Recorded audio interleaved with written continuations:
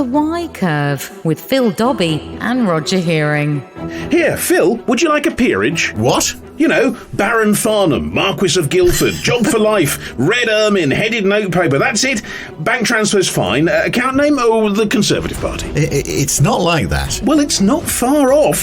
Boris Johnson's resignation honours list has caused outrage, but it's only a starker version of what's been going on for years. There has to be something wrong with a system of knighthoods, OBEs and peerages that overwhelmingly is used as a tool of politics, rewarding allies, buying off enemies. And when one honour, elevation to the House of Lords, brings actual political power for life, how can that be defended in a democracy? So that's our subject this week, an honours system that seems to be a system without honour. This week on The Y Curve, brought to you by Wigmore Associates. The Y Curve. Yeah, I mean, Westminster is supposedly the mother of all parliaments, isn't it? But I wonder whether the mother has just got a bit old now and she's been put in a nursing home and we need to look at a new system. I think the mother is being exploited by her children. That's fundamentally what's going on, because the system itself is not new. I mean, we can go back to Lloyd George, for God's sakes, who was selling peerages a century ago. But it now seems to be just rather in your face, doesn't it? I mean, you know, when Boris Johnson nominates his dad, some 28-year-old, who I'm sure is lovely, but appears to have no better claim than, well, who knows? I think she's 29 now. Actually. All right, 29. So, to being in the House of Lords. Yeah. When, you know, Sir Jacob Rees-Mogg, really? Yeah. I mean, it is honours all round are the problem, but the ones that really hurt are the ones that bring actual power. So is there a limitation on how many peerages, how many people are put into the House of Lords, and is there any control over, other than the Prime Minister having the say-so, as to who it is? Well, it goes through something called HOLAC, which is the sort of there's the monitoring committee, but they don't seem to have that much power, to be honest. They seem to be able to be pushed around a bit.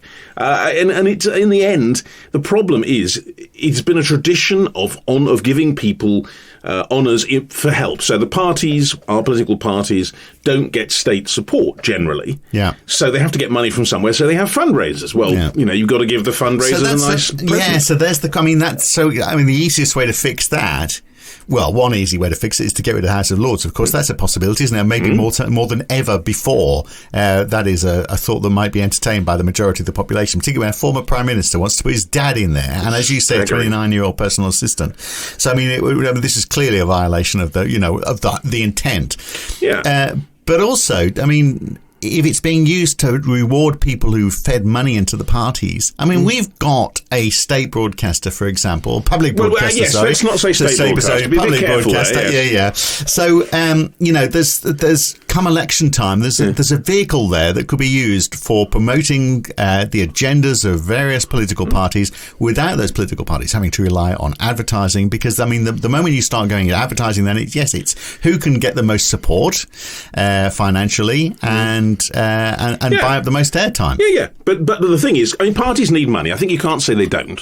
Parties need money in order to campaign, and they have donors. And in a way, maybe that's good, because people who want the party, who support the party's objectives, can give money. Now, of course, it can be distorted. We know in the US, money basically buys power. Yeah. We're not quite at that stage. We're not But far. How much money do you need? I mean, it is, all you are is a group of people with a bunch of ideas trying to get into Parliament. I mean, how many, if you were told, well, okay, you're going to have airtime on the public broadcaster to try and get your message across, how much money do you really need? Well, you need money, I suppose, for other adverts, posters. You need money to publish your manifesto. You need actual money to put a deposit down to see if you're going to win the blessed seat. You know, these kind of things. No, I don't think you can say there's no money involved. No, but I just wonder whether it could all come out of the public purse. That is an interesting one. And when they do opinion polls, they generally find that the public doesn't really want to pay money to politicians that, frankly, they despise in a lot of cases.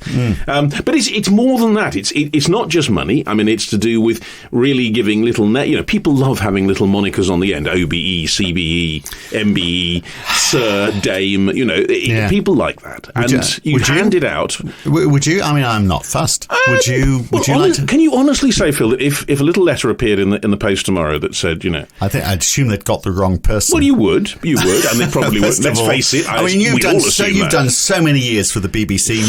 Maybe it will happen to you. Who knows? Sir Roger has a certain ring, doesn't it? Yeah. Lord Hearing. Even. I mean, anyway. I feel like we could use it. We could milk it to get more listeners to the podcast. We've got to try anything we can. Yeah. When all's said and done. Yeah. No, but I mean, most people would, I think, be very pleased with that. And let's say some of the honours do go to people who deserve them. I mean, that does happen. Yeah, but the fact that I wonder whether if you were one of those deserving people, how you'd feel when you get this, latest rabble joining, the people who broke COVID rules and had parties and suddenly, you'd be thinking, well, okay, that completely devalues where I stand now, doesn't it? And you would just think it devalues the whole idea behind it. But anyway, we'll discuss this more today. The thing clearly has gone wrong. We need to find out what could potentially replace it. But while we're talking about money... Yeah, well, I mean, just because our democracy is being mismanaged, that and possibly the economy along with it, that doesn't mean your own personal wealth can't be in the hands of experts. And the sort of experts, not the sort we get in the House of Lords. Don't give it to the political parties. Put it somewhere where it'll make you more money. In the hands of real experts. Wigmore Associates. They can look at how you optimise your return on your assets and your investments, minimise your tax, and prepare you for your old age and retirement. And after that, how your estate is passed on to your children or whoever you want to get it. So Wigmore Associates, they can help with all of that. They're a boutique wealth management firm. They've been helping people out for decades. Give them a call on 0207 224 3400 or visit wigmore-associates.co.uk. They're proud supporters of the YCAV. And Please tell them that we sent you. And they'll be busy looking after you because they won't be in the House of Lords because they haven't and none of them have got knighted as far as we know. So far, of course. But anyway, all right, let's move on. Let's talk about the honours system. Let's bring in Dr. Sam Power. He's a senior lecturer in politics at the University of Sussex, and he's written several books, including one called Party Funding and Corruption. So he knows whereof he speaks. We'll bring him in now. Okay, so Sam, I mean, I guess there's two sides to this, aren't there? First of all, there's the, just the idea of giving awards in any form from the government, giving people knighthoods, and then the other aspect of it is giving peerages in the House of Lords, and the question about whether we need those. I mean, in both cases, I mean, is it all just a bit outdated, and do we need to move on? Well, I always think of the giving of honours, but particularly the giving of resignation honours, as sort of one of those peculiar political things that does just feel a bit outdated, and we're not entirely sure where it came from anyway, and it just sort of now exists as a thing that is done, and it just seems a little bit bizarre. I always like to draw an analogy with the practice in the USA of presidential pardons, of an outgoing president just seeming to set free anyone that he feels like he deserves it. And it just seems a very odd thing to do in a political system and in a democracy. But it's kind of a monarchical power in a way, isn't it? Royal pardon kind of idea. Well, I mean, why not actually make it given that we do have a royal family that doesn't have a lot to do really, apart from, go to openings and stuff like that. Why don't we actually make it the job of the king to actually determine who is given knighthood? Well, in theory, I think that's the way it's supposed to work anyway, isn't it, Sam? Well, that's precisely it. It's why is it in the gift of the Prime Minister? And given that the gift of the Prime Minister is something that, even if we accept that there's no cronyism and nepotism going on in these resignation honours or the honours appointment system more broadly, which is a pretty big if of all of the ifs out there, that actually... why not put it in the hands of somebody else? Because the logic of resignation honours, the logic of the House of Lords full stop, is that it's a body of experts that oversees this legislation. And the idea that a prime minister, of all people, should appoint people, a process so open to abuse, sort of runs against the basic logic of the House of Lords in the first place. Yes, because it's a meritocracy, isn't it? It's the House of Lords versus the House of Commons. So it's the experts versus, the people who know nothing, just elected by the people. So supposedly the House of Lords is doctors, scientists, economists, maybe, at a push. And 28-year-old assistants from Downing Street now as well. So, So, I mean, the whole idea of who gets in there, it's no longer based on expertise. Well, and exactly, there's experts in there, and you can always go through a list of appointees, and you can say, well, that sort of broadly makes sense, and that person might add value to the chamber. But then you do see lots of examples, and you see a lot in Boris Johnson's resignation list of just little added value. And I think that's the point that we need to think about: is this is the second chamber of our democracy, and it is a fundamentally undemocratic institution. It's an appointed chamber, not an elected chamber. That's just a fact. So if we are to keep the appointed nature of our second chamber, if we think that is a really, really good thing to have, and that's a unique feature of our political system, then at the very least, we need to ensure that it works properly. And it strikes me that particularly with the case of resignation honours, but over and over again with just the system of appointments more broadly with the House of Lords, it is not fulfilling its purpose and its designed purpose of being a House of Experts. You're quite right. Yeah, and I mean, it's the confusion between honours and the legislature that's the problem in a way. Because, I mean, in a way, we can talk about, and I want to talk about the system of honours, which in itself seems both archaic and somewhat twisted, going to people who, you know, for political favours almost. But to give as an honour that someone should sit in the House of Lords seems a strange idea. You give someone a job on the basis that you're saying that they've done something else rather well. It doesn't really make sense. Well, yeah, precisely. And it's a really important distinction to make, is that we often, with the resignation honours list, again in particular, but any honours lists, often what's forgotten is that these are lists not just of people that will end up in the House of Lords, but OBEs, MBEs, Knights of the Realm, all these different honours. And there's just something that becomes incredibly messy with that, because these are two functionally distinct things. You know, your OBE, the MBE, and the knighthood doesn't actually confer you any actual power. It might confer you quite a lot of soft power, and it might be quite a nice thing to have either in the front or at the back of your name. But being in the House of Lords is a position of genuine power, is a seat in Parliament. So these are two very distinct things, and I think they should be treated as distinct and understood as distinct. And therefore, we need to think about a way of separating them at the very least. But to do that, I mean, this is heresy that we're talking about here, of course, isn't it? Because we're talking about, you know, the mother of all parliaments, and we're talking about changing it. And well, it's already been changed on many occasions. I mean, the House of Lords was made up of the landed aristocracy entirely until fairly recently. Yeah, maybe we're better off in where we were. I don't know. But I mean, how easy is it to make significant changes, for example, to the House of Lords, but also just to the honour system as well? I mean, if we were to say, yeah, let's just let the king decide. You're very keen on this, aren't you? Well, give the lad something to do. You know, it's and also he's got to live with it. He's going to be around for however many more years. It's not going to be a political decision. He's going to have to come up with people that are going to be popular with the population as a whole. Because if he wants to stay king and be a popular king, you know, he can't make bad decisions. If you're a prime minister that's chuffing off and appointing your personal assistant, you don't really care too much. So, all right, Sam. What about the idea that it should be entirely a royal prerogative? Would that work? I mean, there's no reason why it wouldn't work any worse, or it wouldn't be any better than the current system. But that's because the way I see it, the current system isn't really functioning or fit for purpose as it stands. I think what we need to think about is honours, and let's slightly remove the House of Lords at this point, because that is a slightly different beast. But the system of honours other than the House of Lords. What this should be is, you know, a valedictory thing, something that is a genuine achievement for people that have either reached the top of their profession or have done something incredibly brave or noble. And there are ways in which you can do that without bringing politics into it. So in my world, in the world of academia, I don't think anyone would deny John Curtis, and I'll use his correct title, Professor Sir John Curtis, a knighthood. You know, this is the man at Strathclyde who is really the absolute absolute doyen of political forecasting and polling. Exactly. He goes on TV. You will have seen him on TV if you're listening to this podcast at elections. He runs the exit polls at elections.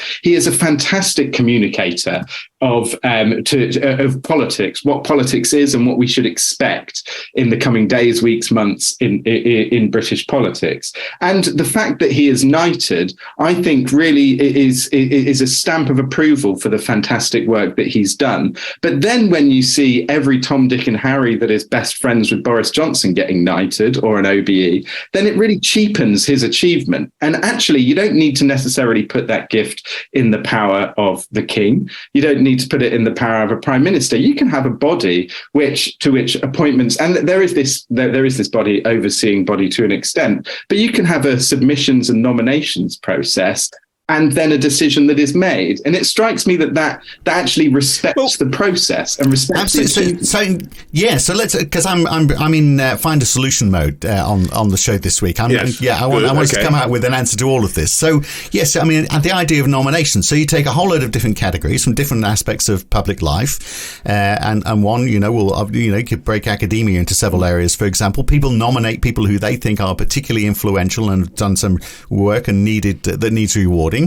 Nominate it to a committee that reports to the king, and the ultimate decision is made by that king and ratified by the an independent commission. Well, let me throw with no politics involved. Let me throw a little dust into this, because we're all a bit on the same side here.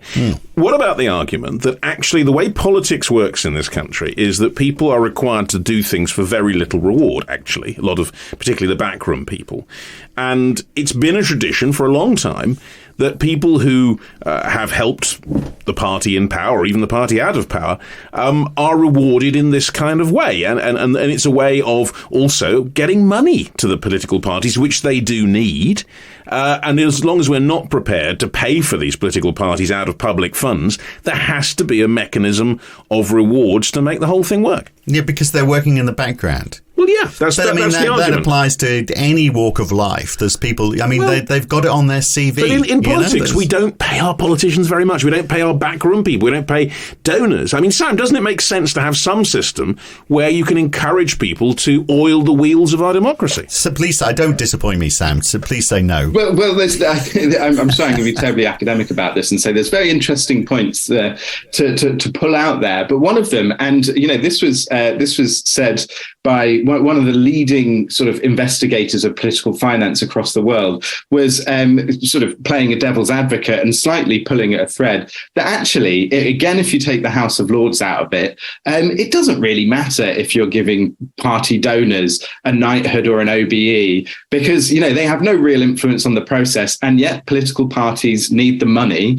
So if you're only going to get you're only going to be an OBE, and that means that democracy can still function, well, what's the worst that could happen? My position is that these things have value, not monetary value, but general value, and it is important to keep that value.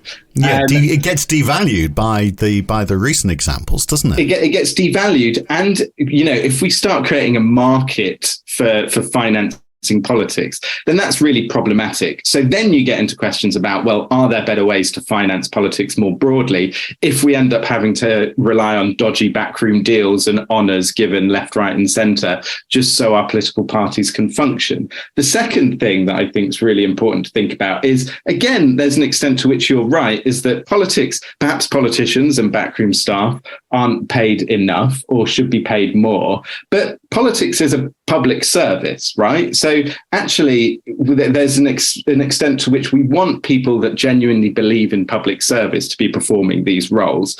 That said, because politics is a public service, it shouldn't disqualify people that work for political parties and people that have done incredibly good work from positions in the House of Lords, for example, from positions from OBEs MBEs and knighthoods. It is a tough job being a politician. It's a really tough job working for a politician. So it's not that these people should be disqualified from that. It's that actually I think there just needs to be a complete rebalancing of the scales, because if you look at the way in which the system works at the moment, it's just completely sort of shifted from what we should expect it to be to this to something which has just become a breeding ground for nepotism and cronyism more broadly. And I think you if you're a, I don't know, Tory backbencher, or let's be honest, a Labour or Lib Dem backbencher too, and you've served your time, you're a knight of the shires, you eventually do become a knight, because that's a way of getting you to move on, maybe, and also to acknowledge your public service, and that's pretty much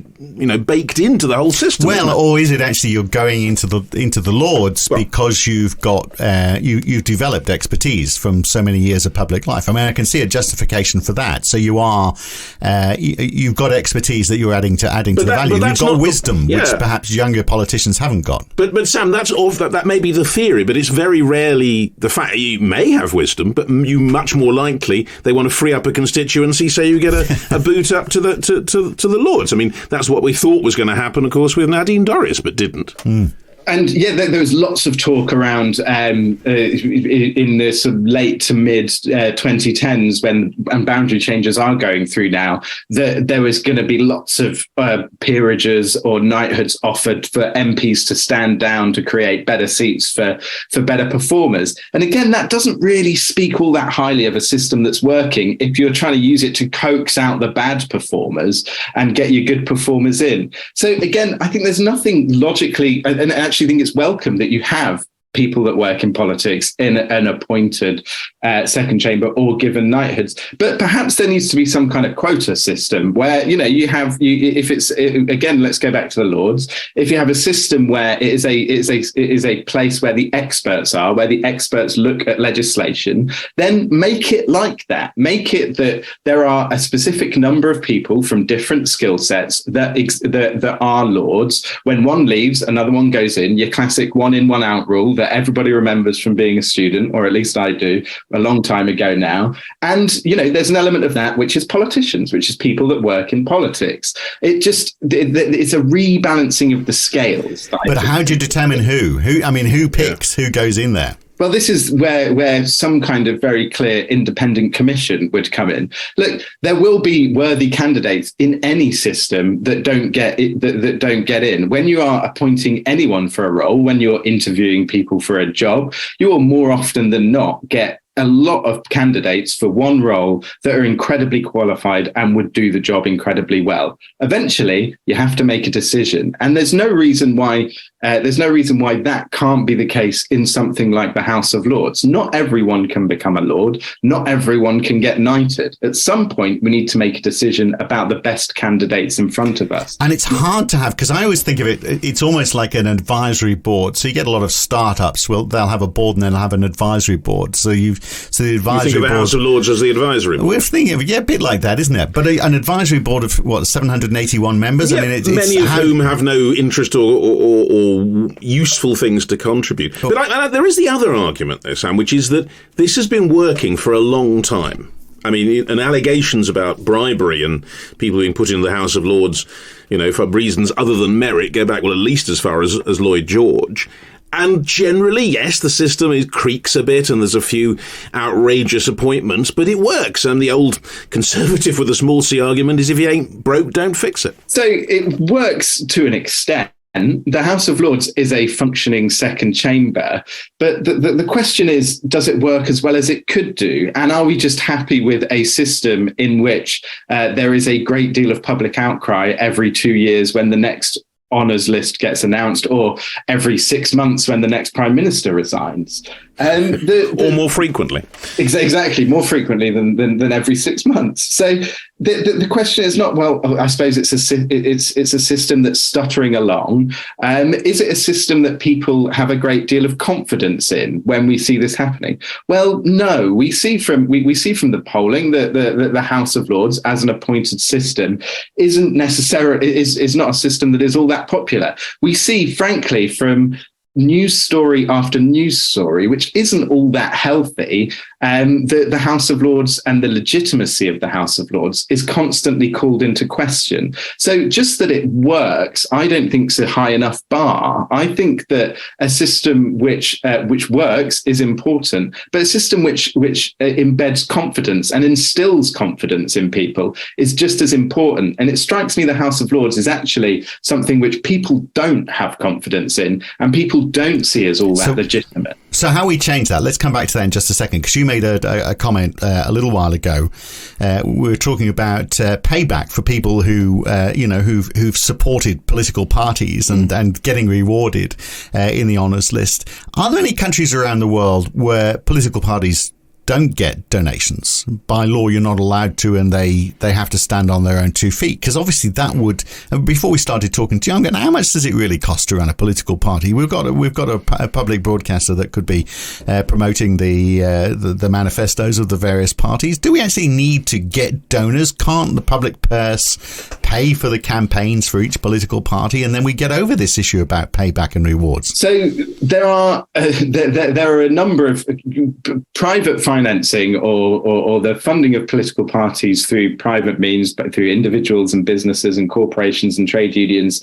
It is a very common form of financing, but across Western Europe, at least, but many countries, the predominant way in which political parties are funded is through the state.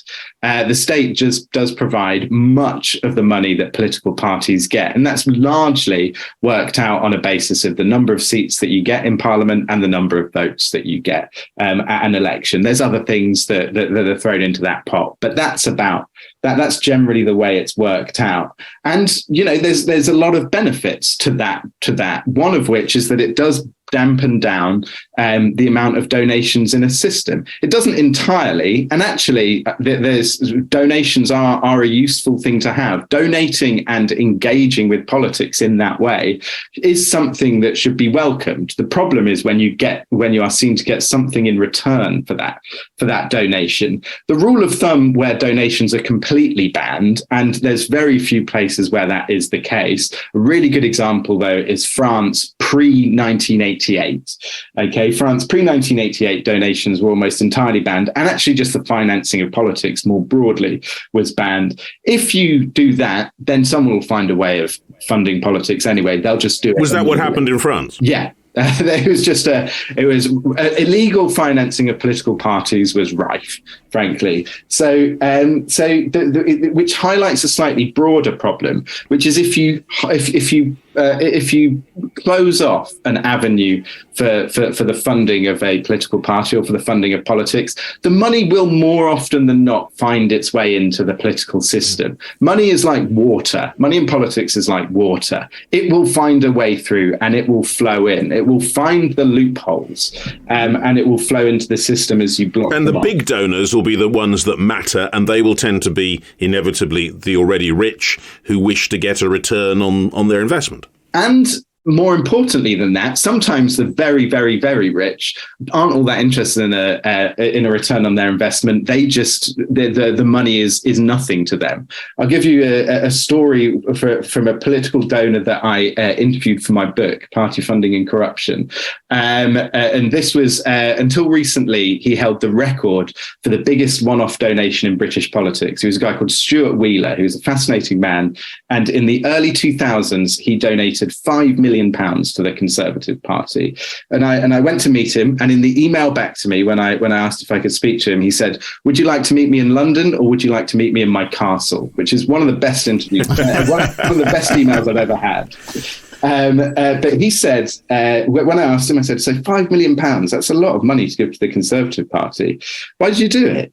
And he said, "Well, it was the early 2000s. The Conservatives weren't really doing all that much. They were really struggling. And I read this story about how they couldn't afford to send some of their staffers on the train to the conference. And I thought that was jolly unfair that the Conservatives didn't have enough money to do that. and I just floated my company for £90 million. I just sold it. And there's really no difference between £90 million and £85 million. So I just gave them £5 million. Now, that to me is a big difference, of course. But to some people, this money just is there, and they don't really want anything in return. And did he become Sir Stuart Wheeler or even Lord Wheeler? He certainly, I don't know if he was Sir, he became treasurer of UKIP. He had a really I would encourage any of your listeners to look him up. He's a really fascinating character. He unfortunately died a few years ago, but he was so generous with his time, and he was very willing to talk about everything. And he didn't buy power with it, by the sound of it, or indeed honours, very likely. Well, and there will always be people like that, but similarly, the issue is how do you sort out those people from the people who are putting money in and do want a knighthood or a peerage, or have been promised it, perhaps even beforehand. And I think it also speaks to a slightly broader problem that just shutting off money won't necessarily solve, which is that what we have in this country, but actually in many liberal democracies, at the very least, if not every country in the world, is that the links between people are often defined by wealth, the links between powerful people, but they also move beyond wealth and are actually just much wider connections. And people, elite access is much more than just somebody giving money to somebody else. Another example that I think's really interesting, and this is from Nick Clegg's autobiography. You do read some strange books. I know. I've read Nick Clegg's autobiography, which I know someone else who's read it as well. Good Lord. Well, we're the two. And he's talking about how a key bit of education policy was made during the coalition government. And I'm going to paraphrase here because I don't have the example in front of me.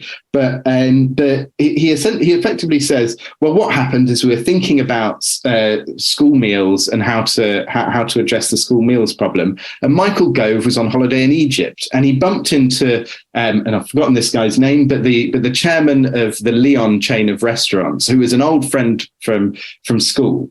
And he suggested that this was a good course of action, that a particular policy would be good, and that policy did indeed come into effect. Now, it might have been a good policy, but it was effectively a policy made out of a chance meeting between two friends who had become very powerful from school or university. And these chance meetings are representative of the way in which actually politics is much more networked than just money. Yeah, it's kind of the magic circle, which in a way brings us back to the honours, because having a knighthood or a peerage or whatever is a way into that, isn't it? There is an element of snobbery and vanity at the centre of all this. But if it becomes part of a committee decision, so if we had visibility about who has committed money dedicated money to particular parties, and okay, I mean that can be hidden as well. But if we generally say, it should be open to investigation, so we can see who's feeding money into various political parties, then we know who's getting payback. But if there's a committee making that decision, and journalists have got access to who's paid who, and we know when those committee decisions are being made, then journalists can be there, ahead of the time, saying, "Oh, I bet you they're going to give it to whoever it might be because they donated £5 million." And if they were feeling sunlight being the best disinfectant, effectively. Yeah, exactly. And then that committee then obviously reports to the king. Yes, you're obsessed with this, but fine. who determines it? Well, actually, for the awards, but getting back to the House of Lords, because that's a more important thing, isn't it? It's one thing saying, well, okay, who are we going to give an award so that they've got something before their name or after? But determining that who actually gets power. Well, I suppose it goes back to the actual central thing. In a democracy, should not any legislature actually have a democratic elected basis? Isn't that fundamental? And here's another thing, though, and we will get back to you, Sam, I promise. Sweden, South Korea, Denmark, Norway, unless I've got it wrong, I mean, they've only got one assembly, they've only got one house. Do we need two? A revising chamber. Well, so exactly. There's nothing to say that you have to have two. There's plenty of countries that don't. So the first question is: do we need a House of Lords at all? Can we just get by with the House of Commons? And then the second question is: if we don't like the system of appointments, then is there a better way to do it? Or is there? I think that's the fundamental question that we need to ask, because I suppose there's something slightly contrarian about me that gets frustrated in these debates about, well, look at all these donors that are in the House of Lords, and look at how unfair it is. And quite often the argument that is made in terms of democracy as a democratic argument. And my position is precisely, we're making a democratic argument about something which is fundamentally undemocratic. So if we want it to be democratic, if we want it to be a democratic body, if we're angry about the system of appointments, then it either needs to be abolished entirely and we go to just the House of Commons, or it needs to be elected. If we don't want it to be entirely elected, and that's incredibly complex and it will cause far too many problems. And we do actually like the idea that there is a revising chamber where politics is ever so slightly taken out of it. And it's quite useful to have something that's slightly more apolitical. Then what are the other options? A more radical alternative that is often brought up is to make it almost like a sort of citizens' jury, where you have a chamber made up as a kind of a deliberative assembly where you effectively do jury service, perhaps. Yeah, that is a fascinating one. I've heard that. I mean, do you think, could that work? I mean, each of us potentially might get a letter Monday morning say, you're in the House of Lords this week. And that's where you have to be. So there's good evidence that citizens' assemblies have worked in the past, and there's a lot of ways in which deliberative democracy has been effective. The most famous is, or one of the more famous is the Irish referendum on legalizing gay marriage and the referendums around abortion. So there have been political changes brought about, or suggested changes brought about, by citizens' assemblies. I mean, there's a slight cynic in me that thinks that at the moment citizens' assemblies are the buzzword amongst lots of people, and whenever you see a problem, the answer suggested is, well, let's have a citizens' assembly about it. But that's not necessarily to suggest that it's a bad idea.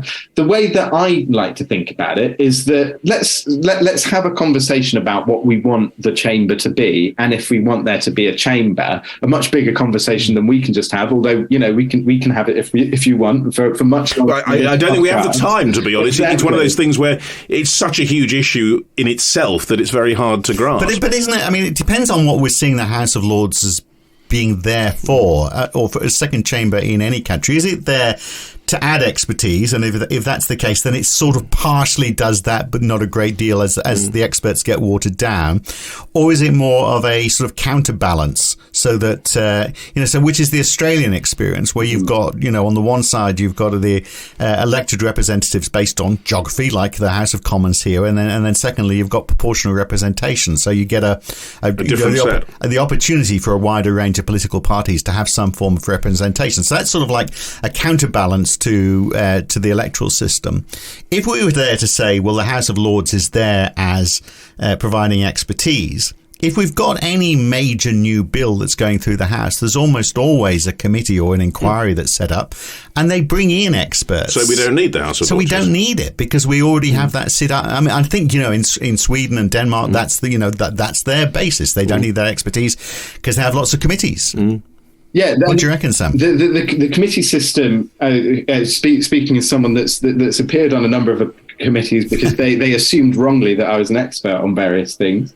Well, we made the same mistake. Well, quite exactly. It's a not all that common, but terrible mistake to make. The system really does work. People do listen. These people that are that when you appear in front of the committee, it does work, and it is an important part of the process. So what we need to think of the House of Lords as is, or the second chamber as, is adding value. And does it add value? And I think that there is an extent to which, even now, that the House of Lords, as somebody that is really scrutinising legislation and sending it back, is useful and does add value. But the question is it overpriced? And that is certainly the case. It's overstuffed for certain. Well, yes, far too many people. But I think there's one other element as we draw this conversation to a close that we need to bring in, which is, I mentioned it slightly earlier, vanity and snobbery and the magic, if you like, of of it, because that is something in our constitution, with the king, the coronation, all the rest of it. People like the idea of being Lord somebody, rather. They also like the idea of being Sir somebody or Dame somebody. I mean, Sam, can you honestly tell me if they were going to make you Sir Sam Power or Lord Power, that you would, that something wouldn't be inside you go, well, that would be rather nice. And isn't that part of the magic that we need?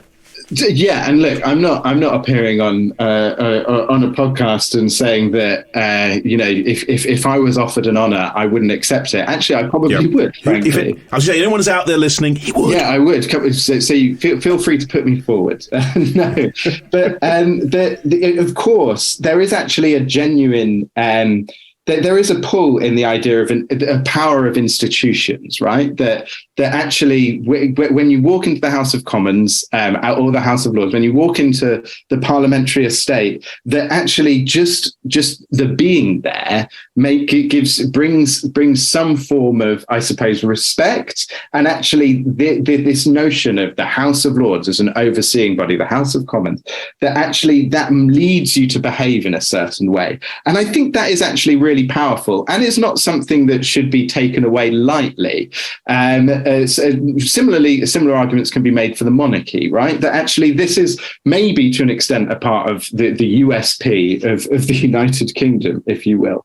I suppose the problem I have is that that's really good in practice and that's really good in theory, but we've got a lot of evidence now that there are some pretty significant problems with the system as it is. So again, it comes back to this conversation of, well, actually, perhaps it is quite good to have a House of Lords. And I think I probably started my life when I was really thinking about politics as someone that was very radical, like any teenager maybe, that was thinking, well, you should just get rid of it. And I've tempered that radicalism ever since. But it's certainly the case that if we want a functioning House of Lords that does act well, then really significant reform is happening. That might not be an elected chamber, that might not be a citizens' assembly in the jury system, but it certainly is cutting down the number of people there and changing the appointment system such that perhaps it is an entirely independent nominating process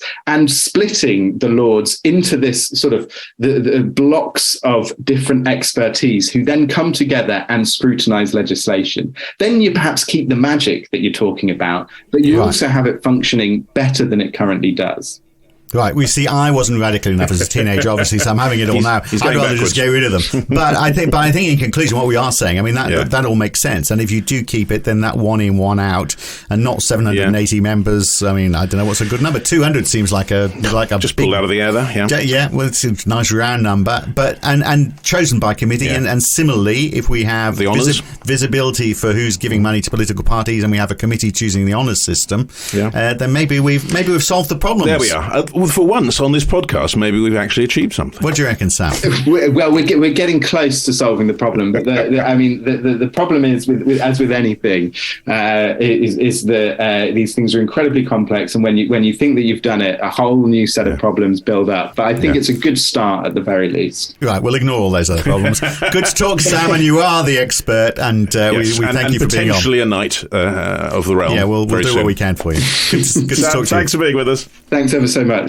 Well, that was fun. Yeah, it was fun. He was good value. Here's my favourite story about the magic of the House of Lords. Lord Hailsham was wandering around the House of Lords, and he saw Neil Kinnock, who back in those days was bringing a couple of American tourists around to show them the place. And Lord Hailsham saw Neil Kinnock, which we knew, across the whole hall and corridors, and shouted, "Neil!" And both American tourists did. It may be apocryphal, but it's a good story. Yeah. Excellent. Now, look, next week we are moving from the chambers of Parliament to the halls of the Academia. Yeah, because what's going wrong with our universities? Well, papers aren't getting marked. We get people who are finishing off not knowing whether they've got a degree or not. But the whole funding model, which is really interesting, seems to be faltering. We've got the University of East Anglia, very famous for its creative writing course, looking in as if that might not... Well, it's certainly it's going to be reduced dramatically. Yeah. This world-beating course And they've had. even before all of this, there was the question about, the moment universities were able to start raising money for themselves, did that actually sort of like reduce the level of our degrees? Well, did it degrees? water down? Well, the sorts of exactly the weird degrees. A lot of the get Chinese students who've been funding, and a lot of the overseas students generally, are now not coming in the ways they were. Certainly the Chinese aren't. Yeah. That's caused a lot of issues. And the vast amounts paid to vice-chancellors has caused some scandals as well. Yeah. So a lot to talk about. Do you think we can fix that out just as we've sorted out the whole parliamentary system in half an hour next week? I'm sure we can. That's all we need, isn't it? Well, maybe 40 minutes. We go a bit over. We have this week anyway. That's why we should finish now, isn't it, really? Indeed so. Right, that's it from The Why Curve, brought to you by Wigmore Associates. We'll catch you next week. Thanks for listening. Bye. The Why Curve.